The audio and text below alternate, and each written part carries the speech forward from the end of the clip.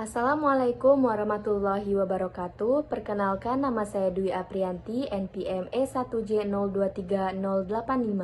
Di sini saya akan menyampaikan presentasi mengenai proyek metode morfologi pada tahun 2024. Saya kebagian mengenai spesies Phyllanthus acidus atau cermai. Dosen pengampu Dr. Insinyur Uswatu Nurjanah MP, Prodi Agroekoteknologi Fakultas Pertanian Universitas Bengkulu tahun 2024. Yang pertama di sini saya akan menjelaskan mengenai morfologi akar pada tumbuhan cermai. Yang pertama, sifat akar, bagian tumbuhan yang berada dalam tanah arah ke pusat bumi, tidak berbuku-buku, berwarna coklat, ujungnya meruncing. Yang kedua, fungsi akar, untuk menyokong dan memperkokoh, untuk menyerap garam dan mineral. Bagian-bagian akar, pangkal akar, menghubungkan akar dengan pangkal batang. Ujung akar, bagian akar yang paling muda yang dapat mengadakan pertumbuhan.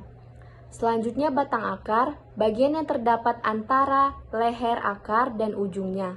Cabang akar, membentuk rabut akar. Serabut akar, bagian cabang akar yang halus berbentuk serabut. Selanjutnya rambut akar, memperluas daerah penyerapan air dan zat makanan. Tudung akar melindungi ujung akar yang masih muda. Yang keempat itu ada sistem perakaran. Sistem perakaran pada cermai adalah sistem perakaran tunggang. 5. Fungsi dan tugas khusus. Akar penggerak atau akar penghisap.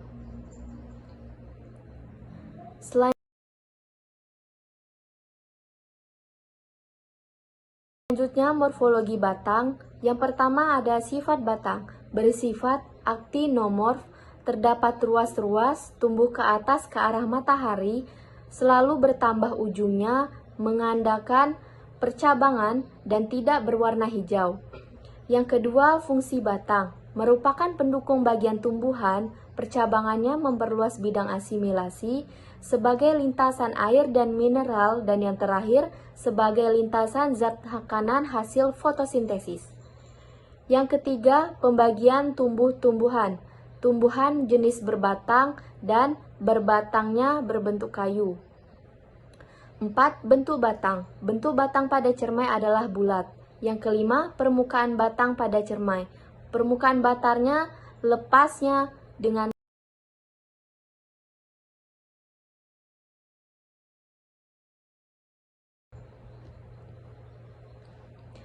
percabangan batang pada pohon cermai. Arah tumbuh batangnya erectus atau tegak lurus, percabangan batangnya simpodial. Perbedaan cabang berdasarkan sifatnya yaitu sirung pendek. Menurut umurnya, tumbuhan cermai ini termasuk menahun atau tumbuhan keras.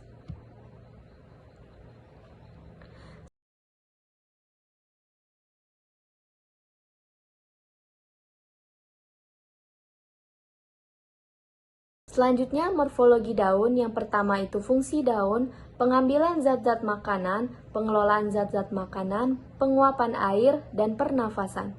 Yang kedua, bagian daun. Daun cermai termasuk daun tak lengkap. Yang ketiga, daun tak lengkap, tangkai dan helaian saja. Yang keempat, vagina. Daun cermai tidak memiliki vagina. Yang kelima, petiolus, berbentuk bulat dan berongga. 6. Lamina, berbentuk lanset. 7. Faktor internal daun cermai. Bentuk daunnya bentuk lanset, ujung daunnya meruncing, pangkal daunnya tumpul, tulang daunnya menyirip, daging daun perkamen, warna daunnya hijau, permukaan daun licin dan mengkilat. Yang kedelapan yaitu daun majemuk. Daun majemuk menyirip. Kesembilan, daun majemuk menyirip genap dan daun majemuk menyirip berpasang-pasangan. Selanjutnya morfologi bunga. Yang pertama itu ada gambar bunga dan bagiannya. Yang kedua, fungsi bunga sebagai organ polinasi dan organ fertilisasi. Yang ketiga, bunga lengkap atau tidak lengkap. Bunga cermai termasuk bunga lengkap.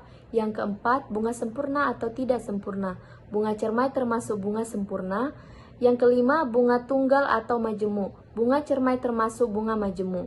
Yang ketujuh, tumbuhan berumah 1 atau 2 ataupun 3. Tumbuhan cermai termasuk tumbuhan yang berumah satu. 8. Letak periantumnya pada pangkal bunga. Yang ke-9, simetri bunga setangkup tunggak miring. 10. Bentuk reseptakulum, bentuknya mangkuk. Yang ke-11 ada gambar kelopak, fungsi dan bentuknya. Berfungsi untuk melindungi mahkota ketika masih kuncup, termasuk bentuk kelopak beraturan dengan bentuk bintang.